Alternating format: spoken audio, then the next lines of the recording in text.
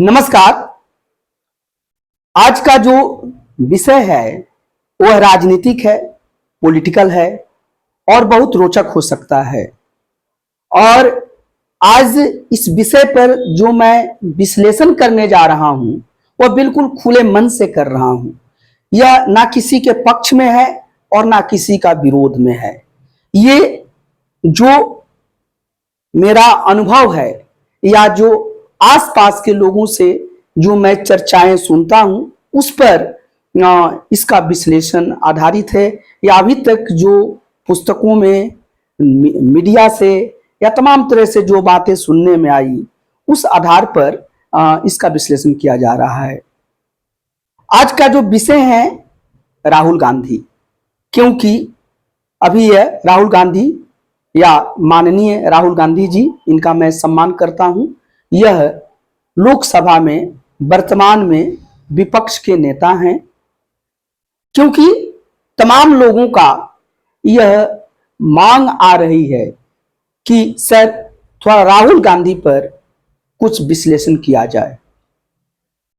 राहुल गांधी अपने कार्यों को, चूंकि ये विपक्ष के नेता हैं लोकसभा में, और विपक्ष के नेता का काम ही है एक सजग प्रहरी की तरह यह हमेशा पहरा देते रहे कि जो पक्ष या सत्ता पक्ष है उसके कार्यों पर निगरानी रखे और कोई भी उससे उसके तरफ से कोई त्रुटि हो रही है तो उसके लिए पुरजोर आवाज उठाए।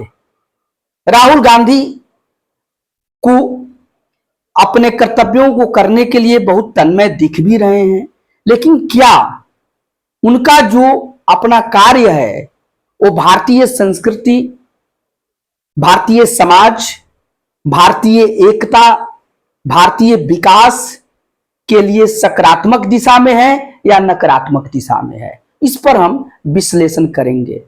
सबसे पहले अभी तुरंत राहुल गांधी का एक वक्तव्य आया ब्यूटी कंटेस्ट में कि ये जो ब्यूटी कंटेस्ट होता है, हालांकि ये भारत सरकार या कोई राज्य सरकार इसको ऑर्गेनाइज नहीं करती है, ये प्राइवेट चीज है, लेकिन जिसमें मिस इंडिया वगैरह बनते हैं लोग, तो इसमें इन्होंने यह प्रश्न उठाया कि इसमें कोई दलित नहीं है, कोई आदिवासी नहीं है, इसमें पिछड़े या वंचित शोषित तबके के लोग नहीं जा पाते हैं, क्या कारण है।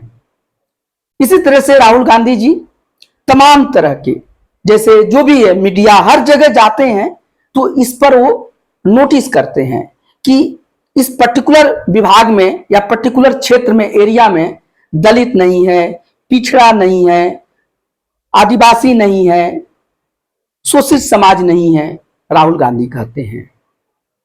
प्रश्न तो बिल्कुल जायज है और इसके मैं बहुत ही बलपूर्वक या अपने अंतर्मन से मैं मानता हूं कि हमारा देश तभी विकास करेगा जब देश के सभी वर्ग विकसित होंगे।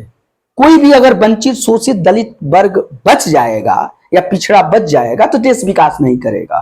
तो राहुल गांधी का ये जो प्रश्न है, इसलिए इसको हम गलत नहीं कह सकते हैं।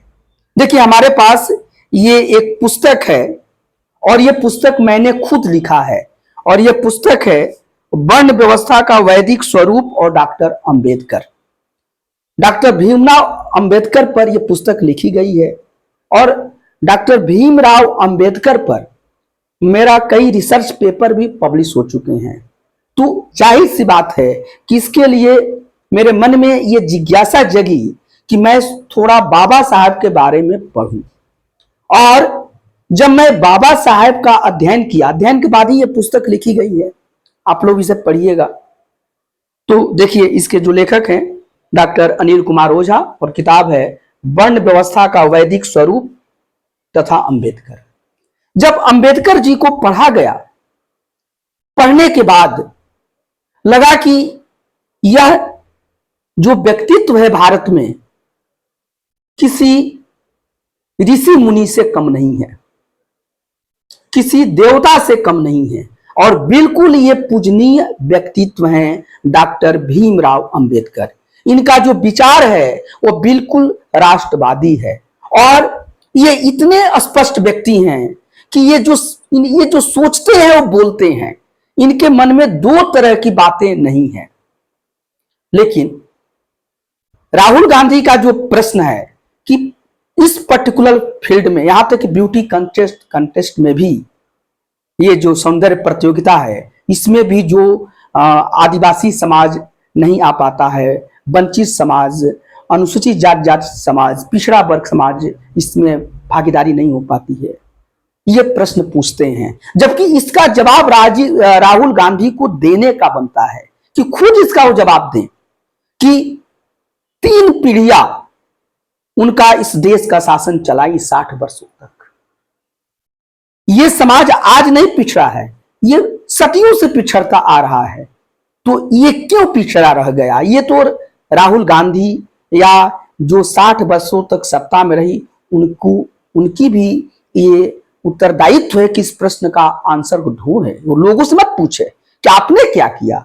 और ये देखते हैं कि भीमराव अंबेडकर के साथ कांग्रेस का जो व्यवहार रहा है वो कभी भी न्यायपूर्ण नहीं रहा है।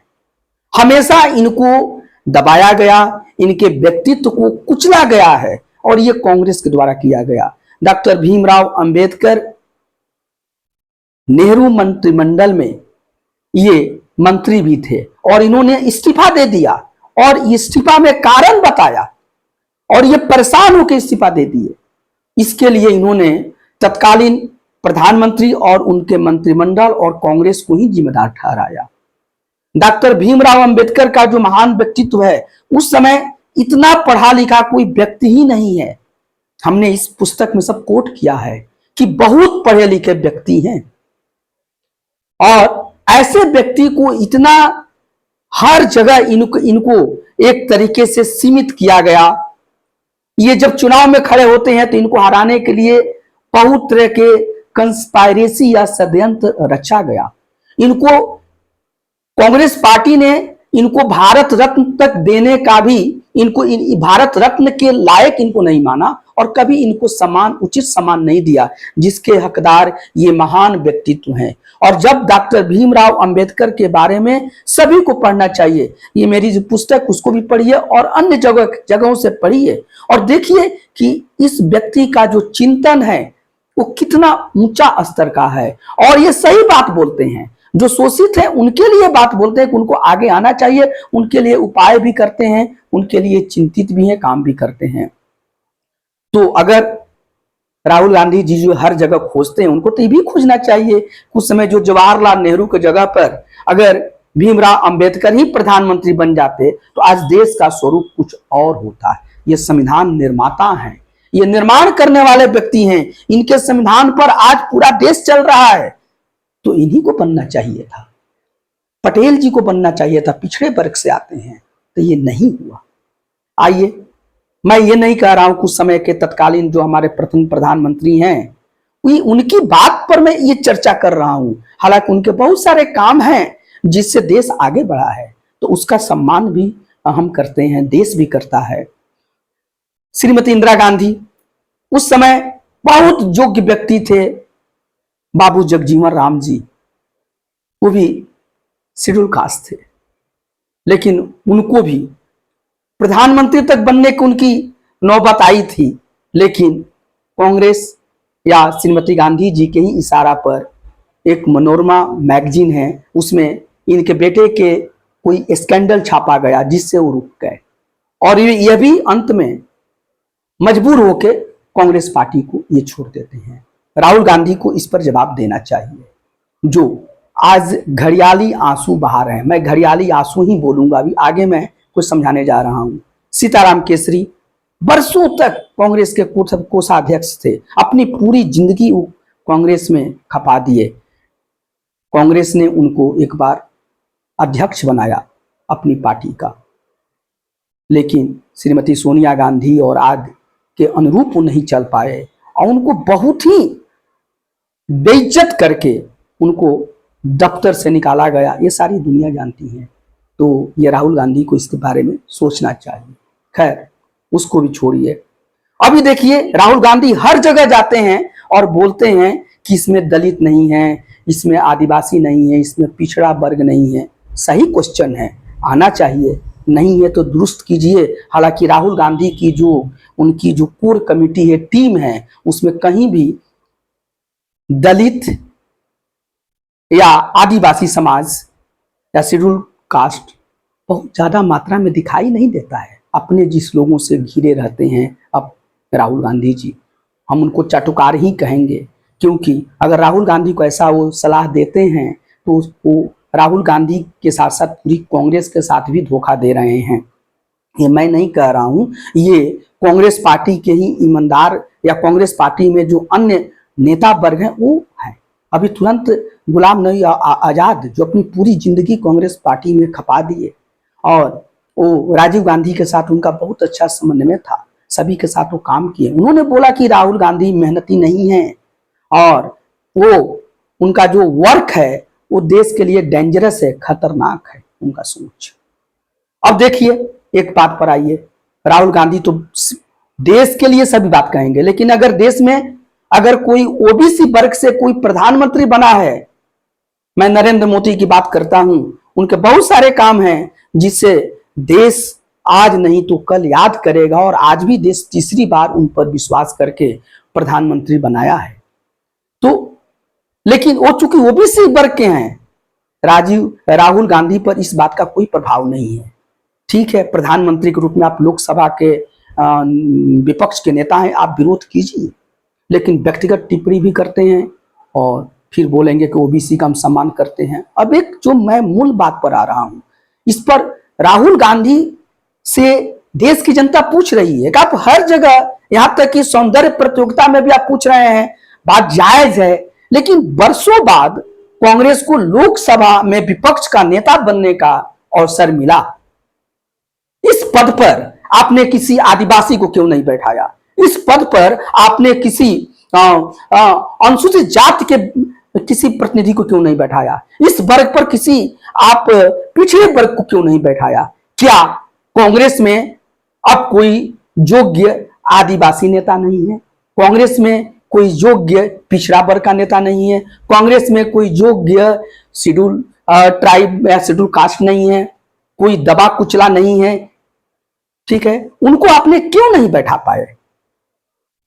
और उस पर खुद बैठने के लिए आप चले आए, फिर आप किस मुख से ये बात बोलते हैं राहुल गांधी जी? इसका दो कारण है, या तो आपके पार्टी में कोई तेज तर्रार नेता आप जैसा नहीं है, जो तो फिर अगर नहीं है तो आपका पार्टी और आपने बहुत समय तक, आज भी सोनिया गांधी जी तो अब इधर मल्लिकार्जुन खड़गे जी को अपने अध्यक्ष बनाया है, वो भी प्रतीकात्मक ही हैं, काम तो आप ही करते हैं। तो आप में ऐसी कौन सी नीतियां हुई कि आपके पार्टी में कोई तेज तरार, कोई आदिवासी, कोई शेड्यूल कास्ट, कोई पिछड़ा वर्ग उभर नहीं पाया? इसका भी जवाब आपको देना होगा।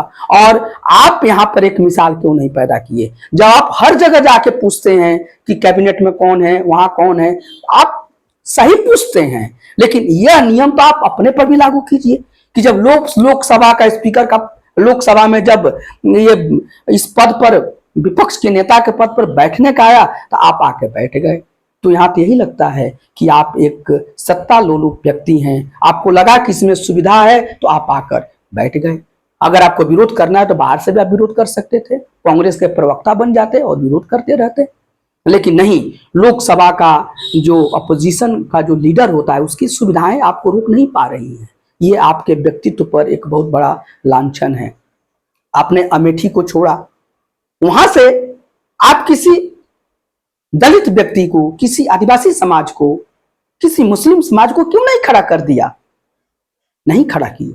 वहां आपने, वहां भी खड़ा आपने अपने पीए और केएल शर्मा जी को खड़ा किए। चलिए मैं इस बात को मान लेता हूं कि विनिंग कैंडिडेट आपने दिया। आप बोलते हैं कुछ 40 वर्षों से वहां लगे हुए हैं, उनको सबसे संपर्क है, तो ये चुनाव में जितना भी एक बहुत बड़ा कारण हो सकता है, तो ये बात समझ में आ रही है। लेकिन वायनाड जो मुस्लिम बहुल क्षेत्र है, वहां कोई मुस्लिम कैंडिडेट जीत सकता था, लेकिन वहां भी जब खड़ा करना हुआ तो आप अपनी बहन को खड़ा करते हैं, प्रियंका वाड्रा को।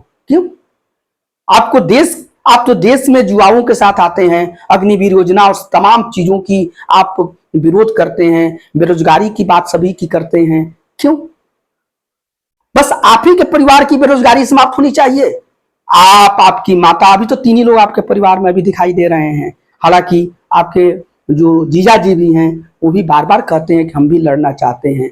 तो आपकी पूरी बेरोजगारी समाप्त हो जाए, बस काम ये करेंगे, लेकिन जब मंच पर आएंगे तो आप बड़ी बड़ी बात करेंगे।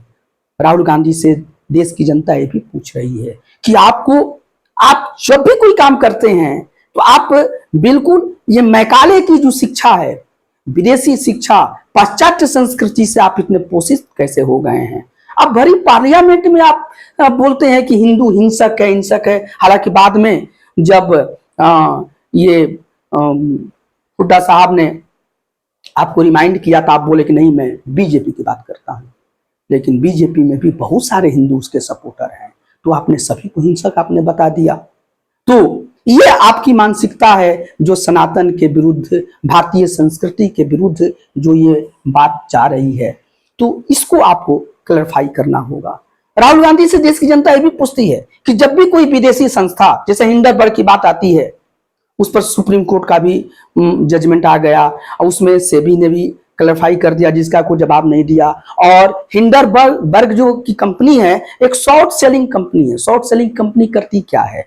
वो किसी भी शेयर मार्केट को उसमें होता है कि उसके बारे में कोई पब्लिश कर दे, डिफेम कर दे और किसी का शेयर गिर जाए। जब शेयर गिर जाए तो शेयर को खरीद लेती है और फिर जब शेयर ऊंचा उठता है तो उसको बेच के करोड़ों रुपया कमा लेती है। और वही की भी थी अडानी के विरुद्ध। और हर बार आप अंबानी अडानी करते रहते हैं। जब भी हिंडनबर्ग के पक्ष में आप खड़े हो जाते हैं, जब भी कोई विदेशी ताकत होती है तो आप खड़े हो जाते हैं। देश की जनता को बड़ी दुख लगता है, बड़ी उसको पीड़ा होती है, कैसा आप क्यों करते हैं? और देश में अडानी अंबानी की बात तो करते हैं, लेकिन जब अंबानी की शादी होती है तो आपके पार्टी के तमाम लोग वहां पर पहुंचते हैं, ठीक है ना। जब आपकी जहां जहां सरकार है वहां पर अंबानी और अडानी के पैसे को इन्वेस्ट करने से आप हिचकते नहीं हैं, बढ़ चढ़ के आते हैं। अभी वही आप देख लीजिए, तेलंगाना में हर जगह उनके लिए रेड कारपेट बिछाते हैं। ये कौन सी आपकी नीति है राहुल गांधी जी? इसके साथ साथ आप जातिगत जनगणना की बात करते हैं। मेरा मानना है कि जातिगत जनगणना बिल्कुल हो, क्यों नहीं, ये होना चाहिए और सरकार भी इसको आज न कल इसको मानेगी और ये जातिगत जनगणना समय उसको कराए और दूध का दूध पानी का पानी सबके बारे में हो जाए। लेकिन राहुल गांधी जी आप किस मुख से कहते हैं जातिगत जनगणना का बात करते हैं? जहां आपकी सरकार है वहां क्यों नहीं करा लेते हैं? और यहां तक कि कर्नाटका में जातिगत जनगणना तो हो गया है, पब्लिश तक नहीं हो रहा है। तो आपकी हर बात एक घड़ियाली आंसू लगता है या देश को ये तोड़ने वाले लगता है। देश की आप जिस तेवर से बात करते हैं, आप लोगों में चाहिए, अब समय बदल चुका है, सबकी मानसिकता बदल गई है और भारत एक है। ऐसा जातिगत जनगणना भी हो जो हमारे यहाँ जो वंचित, शोषित या जो भी पिछड़ा वर्ग है वो आगे भी बढ़े, क्योंकि देश को अगर आगे बढ़ाना है तो सभी को आगे बढ़ाना पड़ेगा और किसी के साथ अन्याय नहीं हो। जो यहाँ के सवर्ण हैं उनके साथ भी अन्याय नहीं हो, जो यहाँ के पिछड़े वर्ग हैं उनके साथ भी अन्याय नहीं हो, जो यहाँ के अति वंचित दलित उनके साथ भी अन्याय नहीं हो। और इस तरह का माहौल आप बनाइए राहुल गांधी जी, और सबको साथ लेकर सौहार्द के साथ आइए। आप किसी को आप भरी पार्लियामेंट में किसी समुदाय विशेष को आप हिंसक मत कहिए, क्योंकि हिंसक तो आप कहते हैं, लेकिन वही जब बांग्लादेश में जब हिंसा होती है तो आप उसका कोई विशेष विरोध नहीं कर पाते हैं। ये लोग देखते हैं। अभी आप कभी कलावती की बात करते हैं, महिलाओं की बात करते हैं, करना चाहिए, आपका ये काम ही है, ये कीजिए, सरकार को कीजिए, लेकिन सिलेक्टिव अप्रोच क्यों अपनाते हैं राहुल गांधी जी? जब वही किसी दलित के साथ अयोध्या में घटना घटती है तो वहां आपका आवाज बंद हो जाती है। आपकी बहन जो का नारा दी थी प्रियंका गांधी जी की, लड़की हूं लड़ सकती हूं, बहुत अच्छी बात है, लड़ सकती हैं, लेकिन काम तो कर रहे हैं कि लड़की हूं समय पर चुप रह सकती हूं। वो इनका ये नारा बदल गया। वहां आप नहीं बोलते हो, कनौज में होता है नहीं बोलते हो, या जहां भी आपको लगता है हमारे मित्र जो पार्टियां हैं उनके कारण ये घटना या उनका नाम आ रहा है, वो आरोप में है, आप वहां चुप हो जाते हैं। अभी ये कोलकाता में घटना हुई है, वहां तो आपने दबे मन से बोला वहां पर, लेकिन फिर भी जैसे हर जगह आपका परिवार, प्रियंका गांधी जी वहां पहुंचती हैं, आपने अभी तक नहीं पहुंच पाए वहां पर। मणिपुर तक दूर चले जाते हैं, लेकिन मणिपुर से कोलकाता तो नजदीक ही है राहुल गांधी जी, आप वहां जा सकते हैं। तो ये आपका जो सिलेक्टिव अप्रोच है वो सही नहीं है राहुल गांधी जी का। ये देश की जनता कह रही है, और मैं देश की जनता की आवाज को ही बोल रहा हूं, क्योंकि आप जो हैं वो लोकसभा में विपक्ष के नेता हैं, यानी कि पूरे देश के विपक्ष के नेता आप बन गए हैं। तो आप अपने धर्म को समझिए, आप हिंदुत्व की इज्जत कीजिए, आप मुस्लिम समुदाय का भी इज्जत कीजिए, आप सिख, हिंदू, ईसाई सभी समुदाय का आपको इज्जत करना है, और आप देश की समरसता और भाईचारा का भी इज्जत कीजिए। आप देश में न्याय दिलाने का भी आवाज उठाइए, लेकिन सच्चे मन से। राजनीतिक फायदा के लिए आपका ये सही नहीं है। देश की संस्थाओं के साथ खड़े रहिए। आप भर भर कर कोसते थे चुनाव आयोग का, लेकिन जब आपको सीट मिल गया तो आप चुप हो। आप संस्थाओं को बदनाम मत कीजिए। हाँ, उसमें कमियां हैं, उन कमियों के विरुद्ध में आप आवाज उठाइए। अभी जो तत्कालीन जो सरकार है, अगर वो कोई सही काम करती है तो एक शब्द उसके लिए सकारात्मक शब्द भी बोल दीजिए, और फिर उसमें भी आप कमी निकालिए, और उस कमी को सुधारने के लिए सरकार पर आप दबाव डालिए। ऐसा अगर आप करते हैं तभी आप सही में विपक्ष के नेता की मान्यता पाएंगे लोगों के दिल से, और लोगों के हृदय में बस पाएंगे। नहीं तो आपकी जो अभी की जो कार्यकलाप है वो देश के विरुद्ध तो जा ही रहा है, लेकिन सबसे ज्यादा वो कांग्रेस के विरुद्ध जा रहा है, क्योंकि कांग्रेस देश की सबसे पुरानी पार्टी है, और कांग्रेस को जिंदा रहना बहुत जरूरी है। आप अभी इस गुमान में मत रहिए, 99 सीट कुछ नहीं है कांग्रेस के लिए, और आप पूरे देश में आपकी पकड़ है, पूरे आप सबसे पुरानी पार्टी हैं, आपका मजबूत रहना जरूरी है। लेकिन जिस तरीके से आप अपना वक्तव्य दे रहे हैं, जिस अपरिपक्वता का आप परिचय देते हैं, या कभी कभी लगता है कि आप विदेशी शक्तियों के आप पपेट हो गए हैं, कठपुतली हो गए हैं, तो ऐसा इमेज बनने से अपने को आप तोड़िए। आप देश के लिए लड़िए। देश के जो हमारे यहाँ की जो गंगा जमुनी तहजीब है उसके लिए आप आवाज उठाइए, देश के भाईचारा के लिए आवाज उठाइए, सभी वर्ग में आइए और सभी की बात कीजिए। किसी पर्टिकुलर की आप बात करते हैं तो आप अपने को एक तरह से मिनिमाइज करते हैं, और जब बात करते हैं तो आपके कथनी और करनी में अंतर नहीं होना चाहिए। आप इधर ब्यूटी कंटेस्ट में वकालत करेंगे कि वहां पर दलित होना चाहिए, बिल्कुल होना चाहिए, पिछड़ा होना चाहिए, बिल्कुल होना चाहिए, लेकिन अगर अभी तक नहीं है तो इसमें जिम्मेदार आप भी और आपकी पार्टी और आपके परिवार की 3-3 पीढ़ियां भी हैं। लेकिन इसके साथ ही साथ जब लोकसभा में अपोजिशन के लीडर का बात आती है तो आप जाके खुद बैठ जाते हैं, लेकिन आप तो कहीं से आदिवासी नहीं दिखते हैं, आप कहीं से दलित नहीं दिखते हैं, आप कहीं से पिछड़े नहीं दिखते हैं, आप किस हक से उस पर बैठते हैं? वही पद किसी दीजिए, किसी पिछड़े व्यक्ति को, किसी आदिवासी व्यक्तित्व वाले व्यक्ति को, या किसी दलित को, और उसको भी आप आगे बढ़ने का मौका दीजिए। वायनाड जब आता है तो आप मुस्लिम वर्ग का, हमारे मुस्लिम भाइयों का वोट तो आप लेते हैं, वहां से किसी मुस्लिम कैंडिडेट को आप क्यों नहीं खड़ा करते हैं? क्या आप तो देखते हैं कि हमारे यहाँ देश में बेरोजगारी एक विकट समस्या है, और परिवार के सभी जितने भी बेटे बेटी हैं सभी बेरोजगार रह जाते हैं, लेकिन आपको अपने ही परिवार के बेरोजगारी की चिंता है। किसी तरीके से आप इंगेज रहें, आपकी माता जी इंगेज रहें, आपकी बहन इंगेज रहें, फिर अगला कदम आपके जीजा जी और भांजे भांजियों पर आएगा। ये कहाँ का न्याय है? और बात करेंगे आप पिछड़ा वर्ग का, दलित का, वंचित का, शोषित का, और काम करेंगे खुद अपने विकास का। सत्ता लोलुप आप काम करते हैं राहुल गांधी जी। आप यात्रा तो करते हैं भारत जोड़ो का, लेकिन आपका जो काम अभी हो रहा है वो भारत तोड़ो का हो रहा है। जिस तेवर से आप समाज में आइए, आज के हर समाज चाह रहा है कि हमारा देश आगे बढ़े, विकसित भारत हो, और अब बहुत समय हो गया, और हम जैसे थे, हम पहले भी हमारे देश में ये जाति प्रथा तो इधर आई है, ये जाति प्रथा वाला ये देश नहीं था। इस देश के इतिहास को देखिए थोड़ा, इस देश की संस्कृति को देखिए। देश के सबसे पुराने जो पुस्तक है ऋग्वेद में आप जाइए, यहाँ वायु पुराण को आप देखिए और वहां देखिए वो वर्ण व्यवस्था है, और वर्ण व्यवस्था जो है कर्म पर आधारित है, और उस कर्म में चेंज का भी प्रावधान है कि वहां पर जो शिक्षा का काम करता है वो ब्राह्मण कहलाता था। ठीक है, वो कभी जाति नहीं थी, और जो शिक्षा का जो रक्षा का काम करता था वह क्षत्रिय कहलाता था, जो उत्पादन का काम वो वैश्य कराता था, और जो ये सब काम नहीं कर पाता था और सभी की सेवा करता था वो शूद्र कहलाता था। एक ही पिता के अगर 4 संतान है तो चारों एक एक काम ले लेते थे। लेकिन अगर जो शूद्र कहलाया, शूद्र कोई कोई घृणित शब्द नहीं है, ये शूद्र जो है अगर वो फिर उसका मन पढ़ाई लिखाई में लग गया तो ब्राह्मण बन सकता था। ये भी व्यवस्था थी हमारे वैदिक कालीन भारत में और भारतीय संस्कृति में।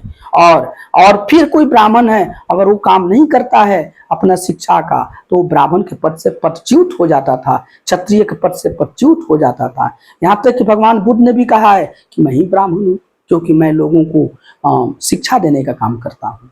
तो ये ब्राह्मण का काम है। ये वायु पुराण हमारा है, उसमें बताया गया है कि शिव सभी शिव तत्व हैं, और शिव का ही रुद्र अवतार जो रूप है वो शूद्र है और वो पूजनीय है।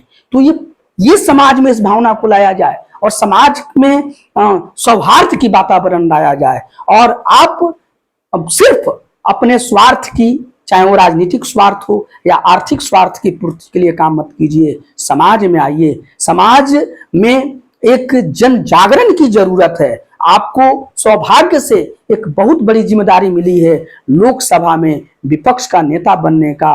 विपक्ष का जो नेता होता है वह शैडो पीएम कहा जाता है, वो तो आपका बहुत बड़ी जिम्मेदारी है, और आप पूरे देश के देश भर का प्रतिनिधित्व करते हैं। तो आप इस तरह से काम कीजिए और आप अपने आचरण से भी दर्शाइए कि नहीं, मैं सही में दलितों का, जो शोषित का, वंचित का मैं चिंतक हूं।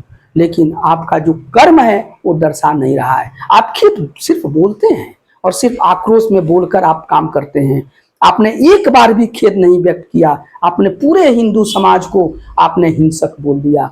आप अगर कोई सनातन को अगर कोई गाली देता है तो आप बोल देते हैं, तो आप पढ़िए तो उसमें जाकर। और हाँ ठीक है, उसमें बहुत सारे बाद में छेपक जोड़े गए हैं, और अब जो हिंदू जो समाज है या सनातन समाज है, भारतीय समाज में हम अपने कुछ भाई बंधुओं के साथ बहुत गलत व्यवहार हुआ है, वो बिल्कुल गलत है और वो समाप्त होना चाहिए, और समाप्त हो भी रहा है। लोगों के मन से ये निकल रहा है। लेकिन आप एक घाव को कुरेद के और समाज में आप जख्म करेंगे तो फिर देश कहाँ जाएगा।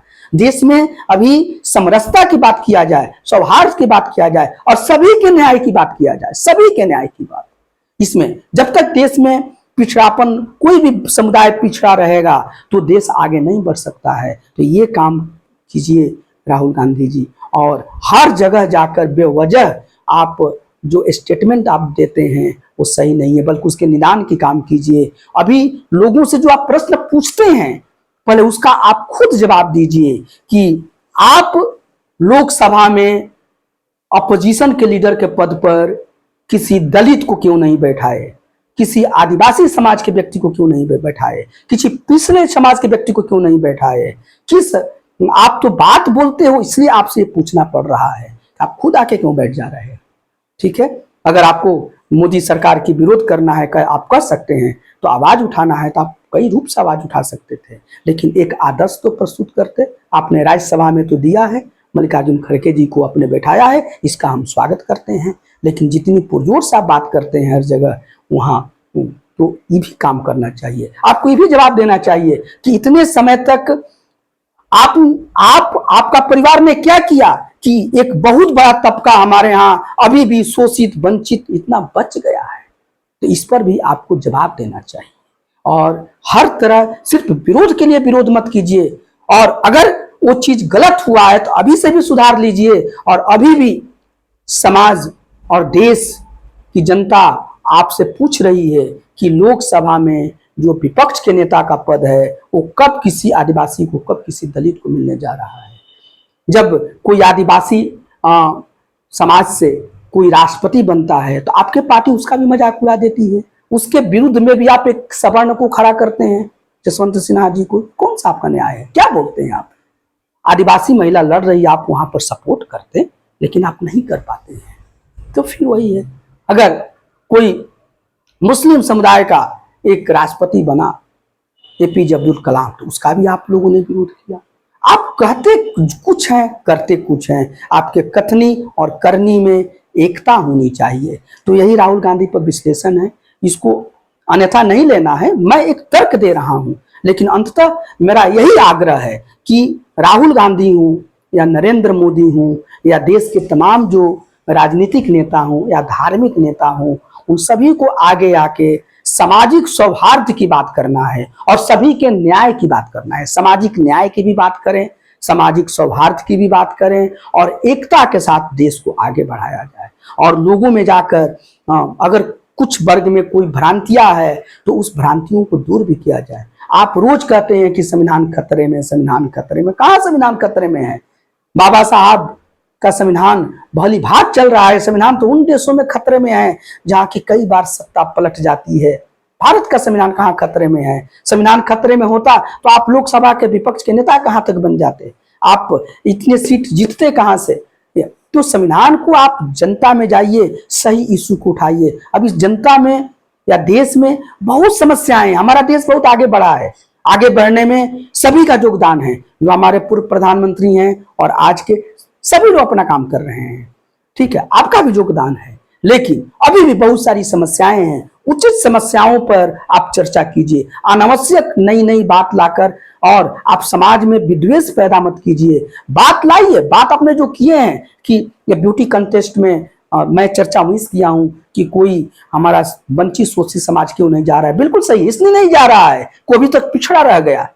इसका आंसर तो स्पष्ट है कि जो वर्ग पिछड़ा रह जाएगा वो कहां से जा पाएगा, ठीक है। तो वो नहीं जा पाया क्योंकि आप आगे बढ़ गए। मोतीलाल नेहरू जी भी कांग्रेस पार्टी में थे, वहां के बहुत संपन्न बैरिस्टर थे। फिर उनके पुत्र जवाहरलाल नेहरू जी प्रधानमंत्री बन गए। फिर उनकी पुत्री श्रीमती इंदिरा गांधी जी भी प्रधानमंत्री बनी। फिर राजीव गांधी जी प्रधानमंत्री बने। वो लोग सभी आगे बढ़े थे। तब आप आके आप जब जहां चाहते हैं लड़ते हैं और लोकसभा का अपोजिशन का नेता बन गए।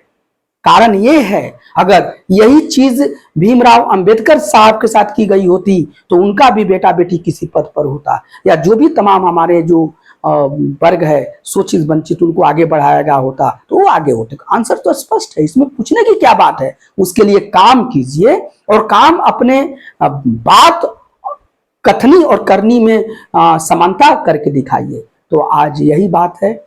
धन्यवाद।